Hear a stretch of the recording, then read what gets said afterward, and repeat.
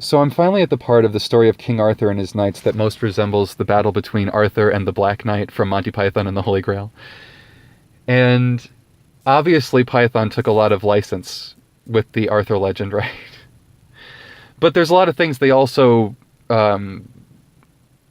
play directly from the text. You know, there's only two real chief texts in the Arthur legend that we draw from. There's the story of King Arthur and his knights, which is the more complete telling, and then there's the more condensed T.E. White once and future king interpretation. To give you an idea, the story of King Arthur and his knights probably like 650 pages. Once and future king is like 200. So it skips a lot, it condenses a lot, it combines a lot of characters and people. It makes his round table a lot smaller. Like, that's the one thing I hate about the Once and Future King, is the round table is way smaller, because they're like, well, we kind of combine characters because there's not a lot of time, and they want to try to get it down to a, you know, a consumable morsel. When really, I like the breadth of it. I like how big the round table is. I think that's the coolest part of it.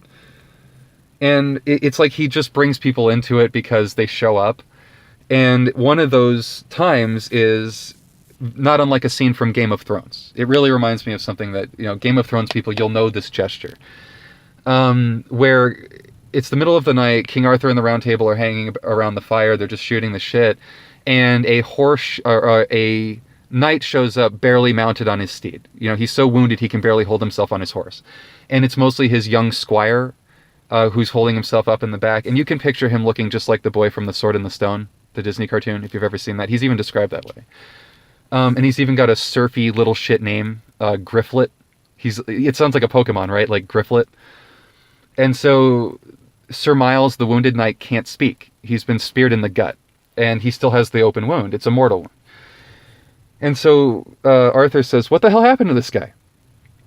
And Grifflet says, oh, he was bested by the Sable Knight, and that's the Black Knight. And he's like, he's right up the road from your camp. And he beats the shit out of you, takes your shield and hangs it in his tree, and then he laughs his ass off. He puts your wounded body on your horse, and he kicks its butt back to wherever you came from. And so Arthur's like, well, I'm not going to stand for that. Like, either me or one of us is going to go out there and take care of it. And so Grifflet, the little shit, says, no, sir, please, let me avenge my master. Make me a knight and send me out there myself. And so Arthur doesn't want to do that. But it's during a different time when they believe that the sacrament of knighthood literally gave you a spiritual armor. Like, he literally believed God's grace was like a shell over you, and that he had to confer it upon you with the right of knighthood. And so he's like, well, if this kid is so passionate about vengeance for his master, then I'm going to give him the sacrament just to give him an extra edge. You know, just to give him a little extra protection so he doesn't get killed. And so with great trepidation, Arthur just says, do whatever you want. You're a knight now, even though you're too young. And of course, what does Grifflet do? He immediately goes and says, hey, Black Knight, what's your problem? So now Grifflet is sent back to Arthur's camp with an actual spear sticking out of his side, broken off under the rib. And his shield's gone, obviously. And he can barely speak. And I want to read directly from the text here. Like, I don't want to paraphrase in the way I do. Then Sir Grifflet, speaking in a very weak voice, told King Arthur how he had fared. And he said that he had proceeded through the forest until he had discovered 3 beautiful damsels, whereof the page of Sir Miles had spoken. Sir Miles was his master. You can picture the damsels exactly like the sirens from the Odyssey. They operate the same way. They entice people to come near the knight in the first place. They hang out in a sylvan glen. They toss a golden ball back and forward to each other while they're giggling. And if you want to picture what they're like, picture the Galahad orgy castle. And they're all standing outside of the most beautiful castle anyone's ever seen. And even Arthur says they're the most beautiful damsels he's ever seen in his life. And so that immediately turns him into Mad Max from Fury Road going, that's bait. You know what I mean? He's not going to get suckered in by that. He's not one of the sailors in the Odyssey. And so he's like, Grifflet says that these damsels had directed him as to the manner in which he should pursue his adventure. And he said that he had found the bridge whereon hung the shield and the brazen maul, and that he had there beheld the apple tree hung full of shields. And it's exactly like a scene from Game of Thrones. So it's like he kind of sidles up with his horse to this tree full of shields that all belong to these knights with spears in their guts. Sir Grifflet said that the Sable Knight had then most courteously uplifted him upon his horse. I'm skipping the part where he bludgeons him because I just don't like how the Black Knight breaks off a broom handle under his ribs. So Sir Griflet said that the Sable Knight had then most courteously uplifted him upon his horse again, albeit he had kept Sir Griflet's shield and had hung it upon the tree with those others that hung there, and he had then directed him upon his way, so that he had made shift to ride thither, through the great pain and dole. So he's a bully. He's just a bully and an asshole. And he gets away with it because he's bigger than everybody, and because he's got this scheme worked out with these harpies that, entice men to come to him.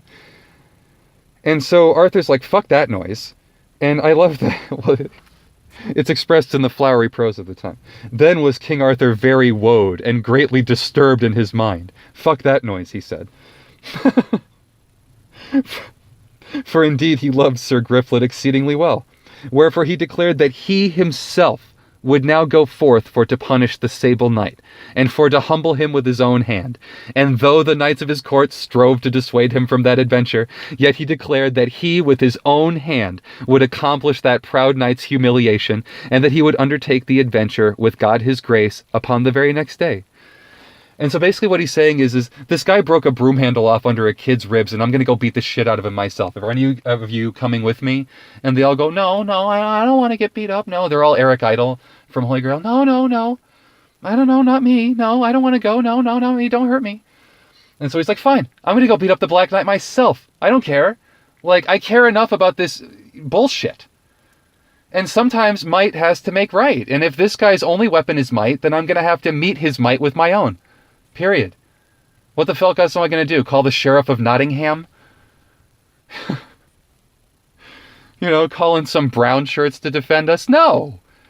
There's this guy who set up this scam down the street where he takes people's stuff, and I'm going to fuck him up. And that's real heroism. And I think it's missing from the world today.